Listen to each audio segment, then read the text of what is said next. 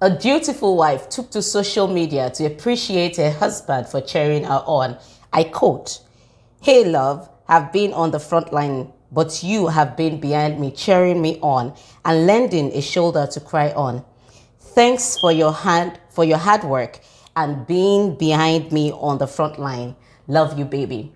It is on this premise that I welcome you to yet another exciting time on Let's Talk. I am Olujoke, and the topic is COVID-19, frontline workers and family.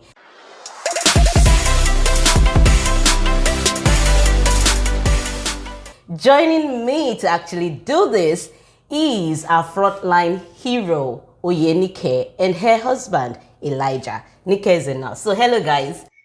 Hi, how How are you you? doing? How you doing? I'm very good. Thanks for actually agreeing to do this. I'm really grateful. Yes, the topic is COVID-19, frontline workers and their family. And Nike, you're a nurse and you've been on the front line. But before we actually delve into the matter, you took to social media to appreciate your husband.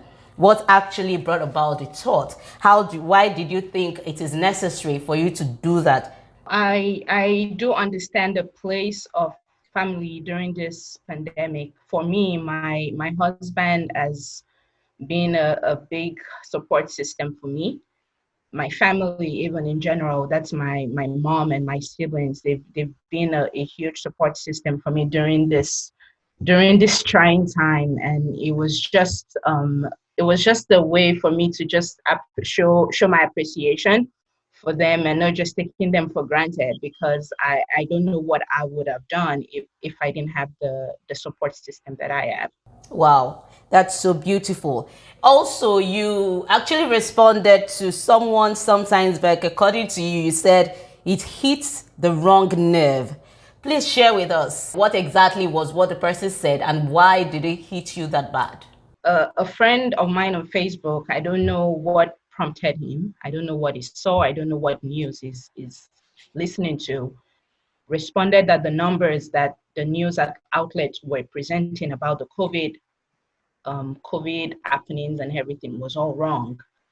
And like I said, it hit a wrong nerve, and I felt it was a disservice to myself, to my colleagues, if I did not respond, because these are people that are risking their lives every day to, to take care of people that are actually sick with this infection. And for you to say what the news outlets are reporting, it's wrong.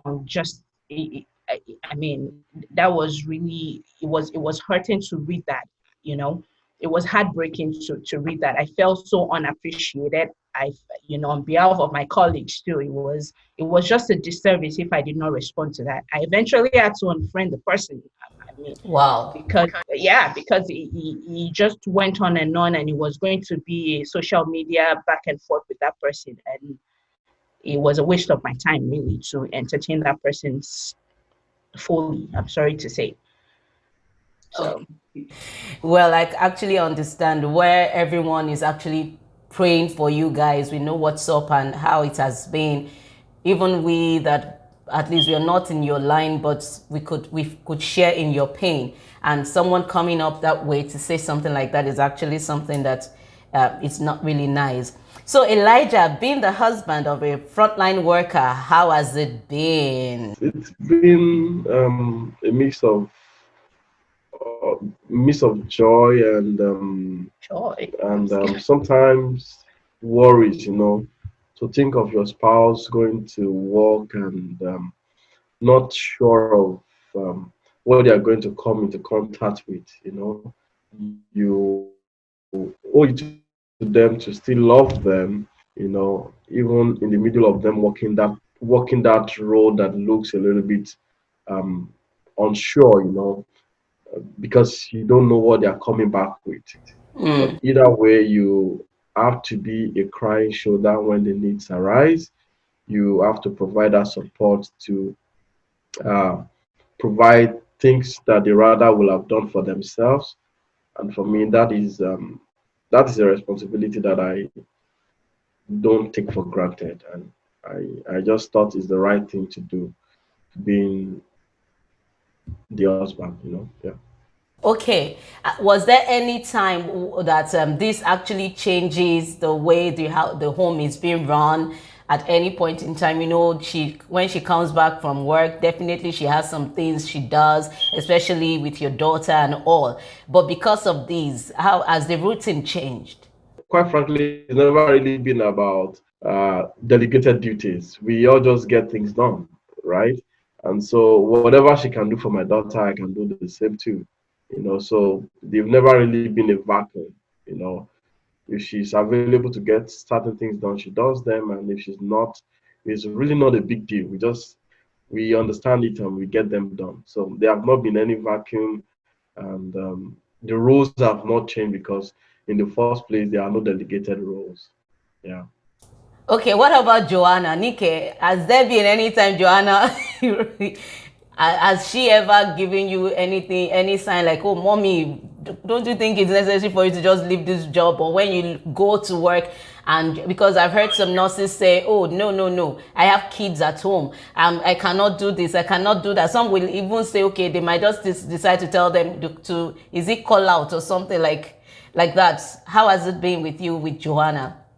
I mean, first of all, I had to tell her, when mommy comes home in the morning, don't come close to mommy until I've had a shower. Mm. And of course, that led to a line of questions of why, and I had to explain the whole pandemic to her. I mean, to a 4-year-old, to the Mm. best of my ability. And I mean, I think she took it well, and just it, sometimes I'll be going to work and it's like, do you have to go to work? And what about the virus? Oh Are my. you going to take care of someone that has a virus today? And just questions like that. Mm. And Okay. yeah, Now, could you just give us a peep into what the world is in the hospitals? I'm an ICU nurse, Mm. and I work at a level 1 trauma hospital, which is the highest level of trauma centers. It's a teaching hospital, so we get to see everything. Mm. And of course, we got a lot of COVID patients. And then as an ICU nurse, I get to take care of COVID patients.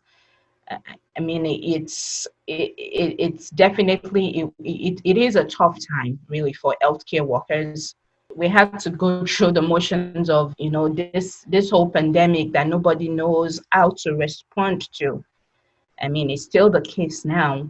Yeah, having to go through not having enough materials, that has gotten better.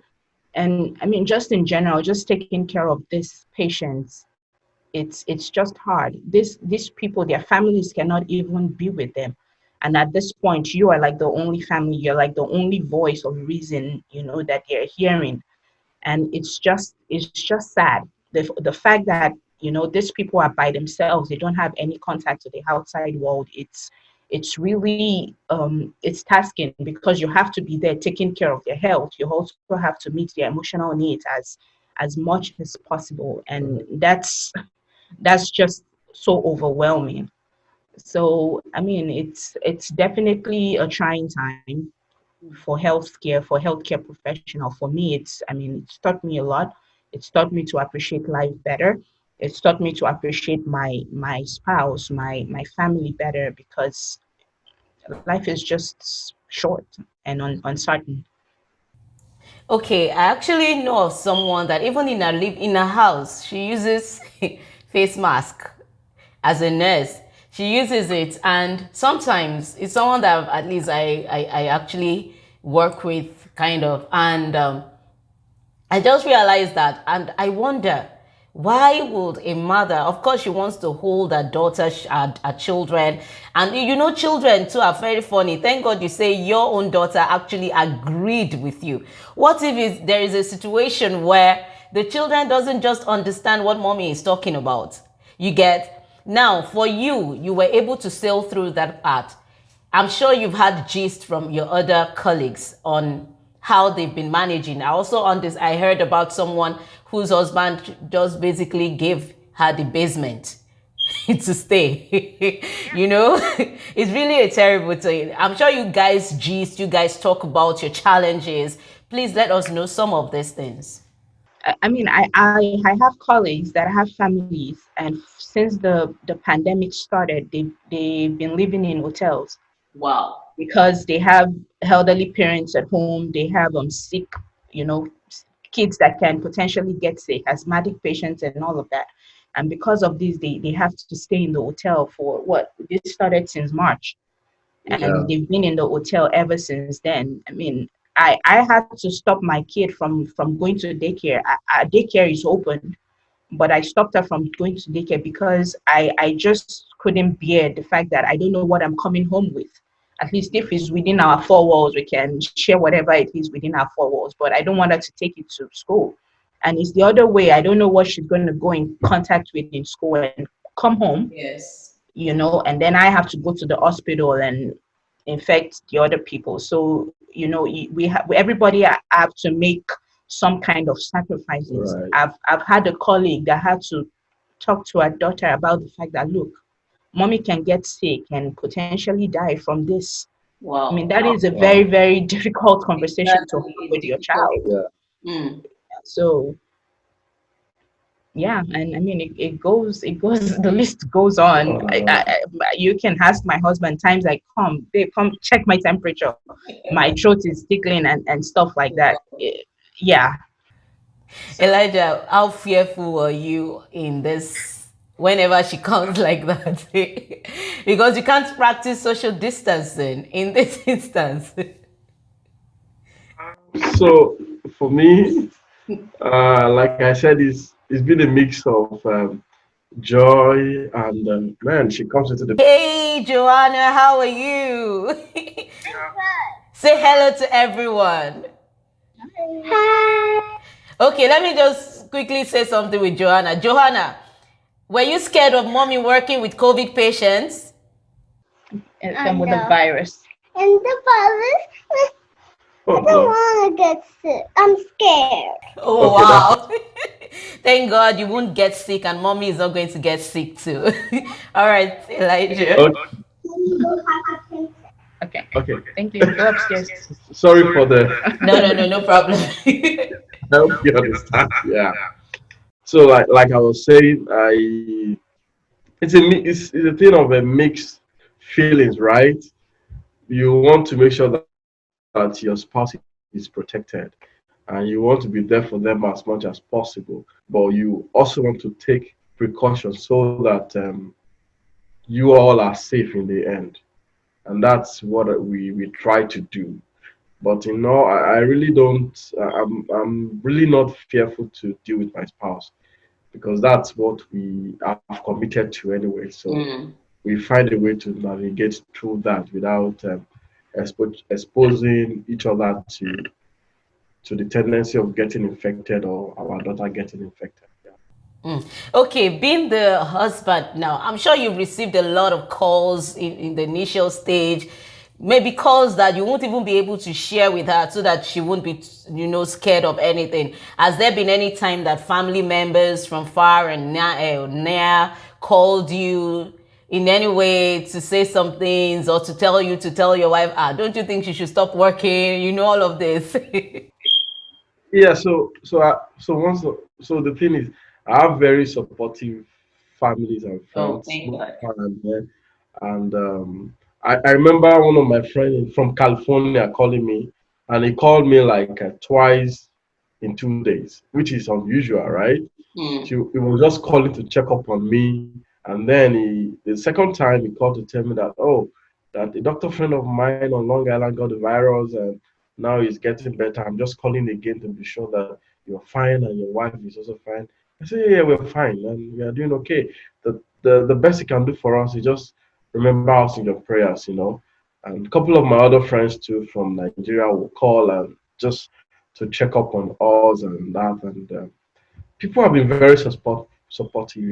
You'll be very surprised at how kind people really are. Mm. When the situation demands for it. And for me, we have been very blessed to have the finest of people that we call friends, just in the way that they will check up on you and truly empathize and show concern for you, Mhm. and offer to even be of help and assistance if the needs really, really arise. So Mm. for us, we are really blessed to have those friends, those people as friends and family. Oh, thank God for that. So, Nike, now the situation is actually stemming down. I don't think there are admissions and like that, like the way it first started. So, how would you describe it? Like the ratio of the number of COVID patients we have right now, and other things. I think as a healthcare, I would be happy if there are no more patients, Okay. but we will take what we have now as a good indication. The numbers are indeed going down. Yeah, the numbers are reducing, so that's good. We thank God for that. We do still hope and encourage people to practice social distancing. We can't say that enough. Mm. Wear your mask. Try not to be in crowded places. Wash your hands as all the time as much as you can. Use your hand sanitizers. And yeah, and hopefully by God's grace, we will continue to experience a decline.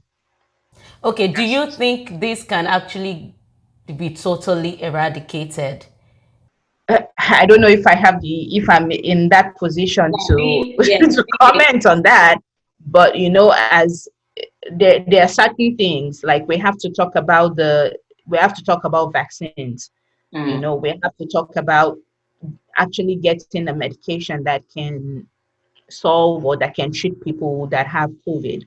And until we get an appropriate answers from the people that are doing so much research to give us answers, then maybe when that happens, we can talk about total eradication. But Okay. as for now, we just keep open. Okay. So now talking generally, Elijah, we looking at the developing countries, they seem not to understand the impact or the details of what this entails. Rather, like they really don't get it because we just get to we see things. You maybe they do a a funeral service, and you see a couple of people.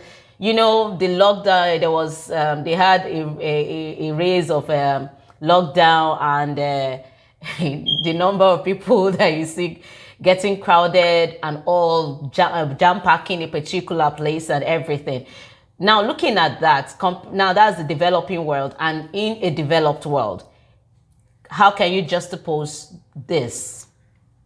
I think I have a few observations just from my ability to study things and study people through the lens of the kind of work I do. Okay. So there is a need for behavioral change uh, among our people, especially in Africa, and taking Nigeria as a case study. Our people needs to take this very seriously. Our people needs to follow the rules and guidelines that have been laid out by the infectious disease centers across Africa. Use a nose mask, social distance yourself, don't go out if there is no need for it. Otherwise, we are going to keep seeing a climb. For example, if you take, I've been following the cases in Nigeria very closely, and you keep seeing pockets of infections in several places just because people have not been quite responsible in how they relate and come in contact with each other. And those metrics really needs to improve if we are going to see a decline in the rate of infection. And I also think that vaccines are also very important at the end of the day. You know, it's good to have like therapeutic drugs that are able to take care of the infections, but more importantly, at the end of the day, is a vaccine that is able to even prevent the disease from happening. And for me, I also do not really subscribe to any form of conspiracy theory about what people are going to do with the vaccine. Mm. It's just common sense. That's how you deal with pandemics, is vaccines, really. And so anything short of that, otherwise we'll keep having pocket of infections here and there. So let's keep social distancing and keep being responsible towards each other until we are able to defeat this virus. Okay, so Nika, do you really have what other things would you like to share with people to actually support and help the frontline workers in order not to have a second outbreak? I think it's just everything we've said and we'll keep still saying about stay at home. Seriously, people. No, I mean, I'll be driving to work sometimes, and it's like, how is it that there are still so many cars on the road? Like, do we really need all these numbers of people on the road at this time? I guess it's hard, but it's really a hard thing to be at home to Yeah, not to do anything. that's true. I guess my husband can attest to that. But yeah, you don't want to you don't know what is going to happen when you get infected with this virus. I've had young people get infected with this virus and it didn't turn out well. You know, when it first started, they were talking about the blacks can get it, it's only the white. At a point, they said it's the elderly. Later, they said the children can't get it. In New York, we've recorded cases of kids. Of I think it was there was a child that actually passed from symptoms that were looking like COVID symptoms. So you just don't know how it's going to affect you. I've heard people say, well, let me just get it so I can build an immunity. You don't know if you're going to even survive from it. Right. Talk more of having an immunity for a second infection. So yeah, let's practice all this. Let's also, we're people of faith, so we should also hope and pray that there's going to be a breakthrough with the people that are working on vaccines, people that are working on medications that will actually help with this pandemic, and we'll just pray for the best. Yeah. Thank you so much. It's been wonderful having you guys. Thank God for God. Elijah is not fearful, he's supportive, he's faithful. And Nike, thank God for you too. I'm sure that while you're out there, your mind is back home. My husband, my daughter, I'm sure you might have even thought the worst, but here you are. Through it all, God has kept you. And thank you so much. It's been wonderful having chatting with you. And I'm so glad to have you do that with me. So people, thank you so much for being part of this edition or episode of Let's Talk. And you've heard it all from the professional and their husband.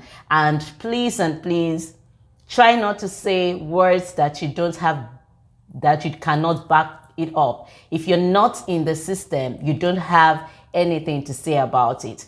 But all we could do is pray for those people, support them, and be kind with our words. Until next time, I remain Olujoke. Bye for now.